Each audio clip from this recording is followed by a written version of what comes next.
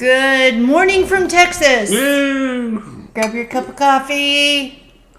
Faith Friday. Yay, Faith Friday. The happiest day of the week. Last week we discussed churches that are considered cults. This week we are going to take a look at our faith journeys. Mine will probably be a little bit longer than Chad's. So I will go first. I recall going to church with my mom on Sundays when I was really little. I would go to Sunday school. She would go to the services.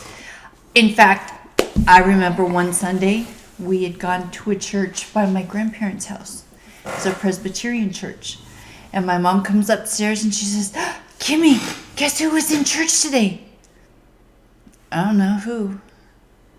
Mr. Rogers! And man, I was off like a flash.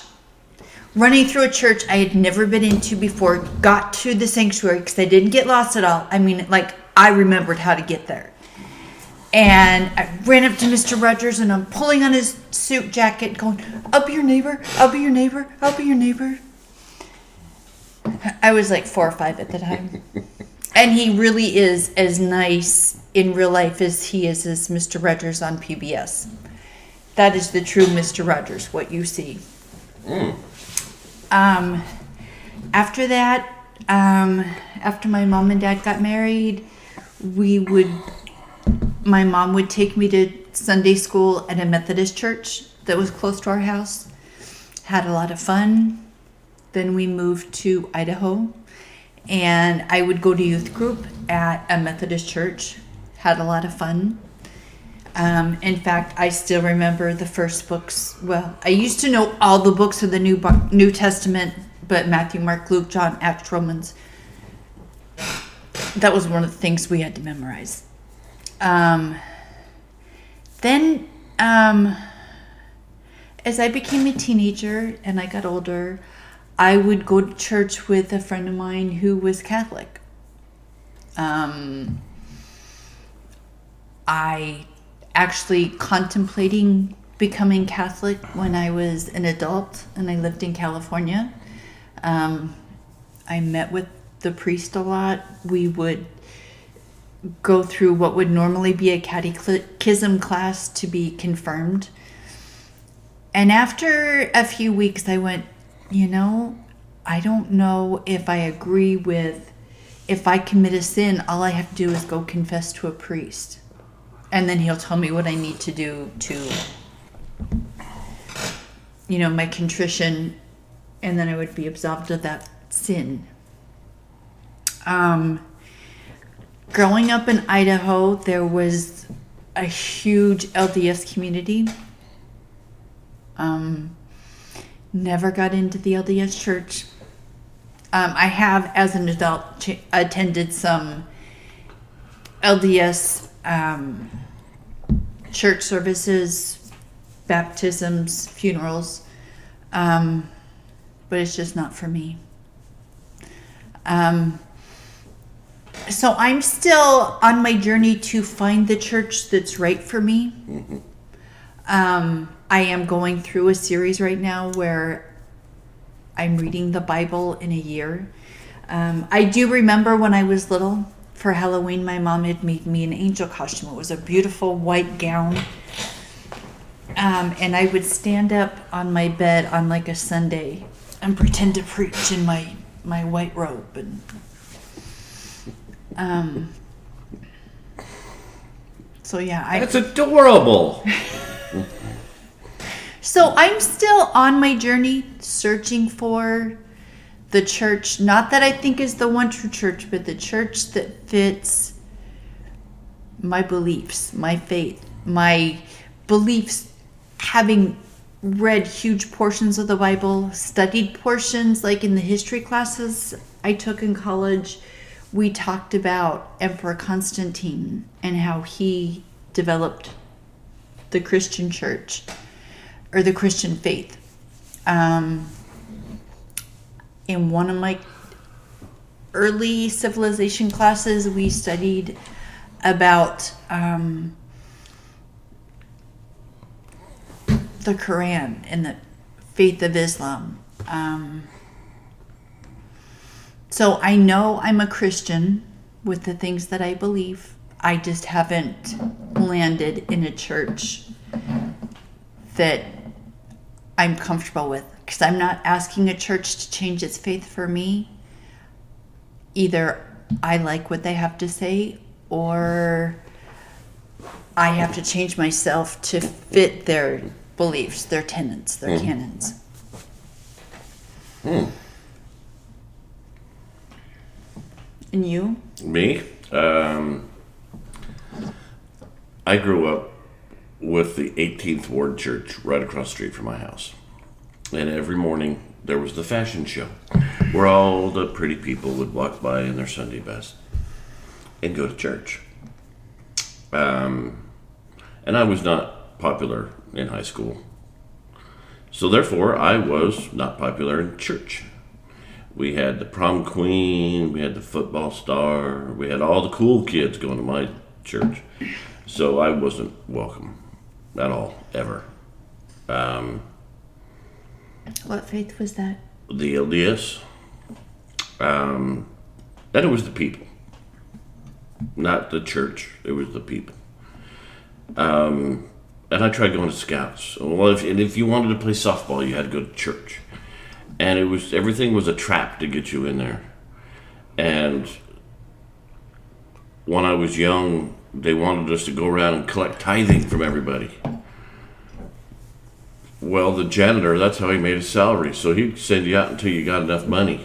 You'd spend all day going door to door to door trying to get money from people so that the janitor could have enough money to live. And I remember when the bishop had heard that I was going in the army, and he called me into his office and said, "Chad, we don't want you to go in the army, we want you to go on a mission." Because I guess that was the cool thing, is how many young men you could talk into going on a mission. And I guess the bishop was falling behind, and all the other bishops were laughing at him. And he says, "Well, you either go on a mission, or we're going to separate you from the church." And I said, "Okay." And I walked away. And I told my dad, who told his sister, one of the matriarchs of the family, who came down and landed on that bishop like a ton of bricks, and he apologized to me. And that he couldn't separate me from the church. But going out into the world and seeing the horrors that I did, church just didn't seem relevant. A small town LDS church didn't discuss things like drug addicted prostitutes that I ran into on Waikiki Beach doing law enforcement. I saw a lot of terrible, terrible things. People committing suicide, domestic abuse, just horrors. And then I came back, and you look at the church and you go, you guys are so protected, and it's just not, you don't share any of the same things that I've gone through in my life. The funniest one is when we were in Huntsville, go Trash Pandas. Their minor league baseball team. Let's see, look real close. It's the Trash Pandas. Which was always a nice night out. Go and see the Trash Pandas play. And we're sitting there, and we're going to a church, and it's a mega church. They've got 5 pastors. It's a very large Methodist church. It was. You had the band that played and sang, and At the early service. At the early service, it was But we said, let's get into this a little bit, and we went to Sunday school. And there was a man sitting there, and he goes, my relationship with God has been really strained. And I'm, okay, let's hear it. Let's find out what is straining your relationship with God. And he goes, I've been angry with God ever since he let my dog die. And I'm like, your dog died? Yeah, a coyote ate my dog. And, and why would God let that happen? I'm like, wow, that's terrible your dog died, but, there's famine and there's war and there's horrible, terrible things. And you're going to hold it against God. Cancer. You got no problem with that. But your Cocker Spaniel got eaten by a coyote. Wow. So, from my point of view, religion has always been, what's the best way to put it? The people who are there are flexing their faith muscle in the wrong direction. But there's the day goes by, I don't walk out on this beautiful day that we're having, and I thank you, God, for this beautiful day. They take care of my children. And you move on with your life, and you say what you feel. See, and I've always been of the belief everything happens according to God's plan in His time. Good, bad, indifferent. He gives me what I need. And I pray every morning when I wake up, thank you, God, for waking me up today and giving me this day. Oh.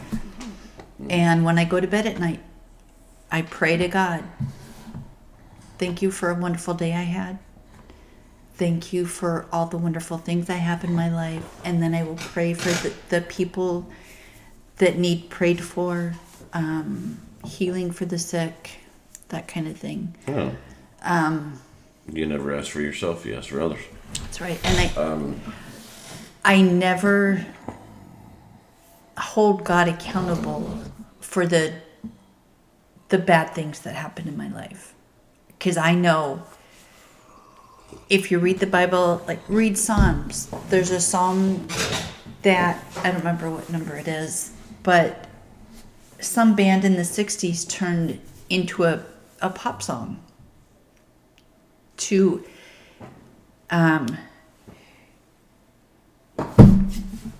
there is a reason, turn to every season. Oh, yeah. Yeah. I don't remember who did the song. Another song. Yeah, I think all of us do. But yeah, everything happens according to God's plan in His time. And I've never, no matter how awful things have gotten, I've never felt the need to blame God for what has happened. Because I know not everything is always going to be roses and marshmallows and because if that's the way life was, we never had any pain, we would never really appreciate the good times. True. I deal with terrible things every day in my life, and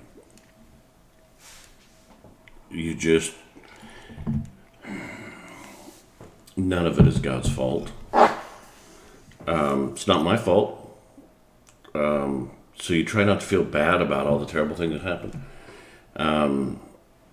Between the homeless and the drug addicted and just the darkness that's in people's souls. You know what? I'm a happy man. I do positive things to help positive people. I do terrible things to keep the terrible people away. Mm-hmm.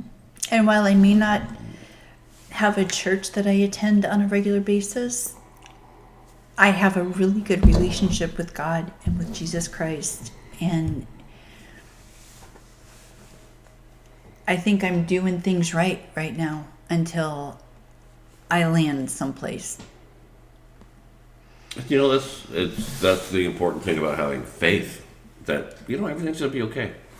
I was born, I'm going to live a long, happy life because that's up to me to live a happy life. I'm going to spread happiness as much as I can.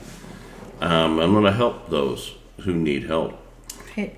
And we go forward and we just be positive. Yeah. And God is always there for us. Whether we choose to accept Him and listen to Him is our choice. But He's always there. Good Faith Friday. Good First Faith Friday. I think so.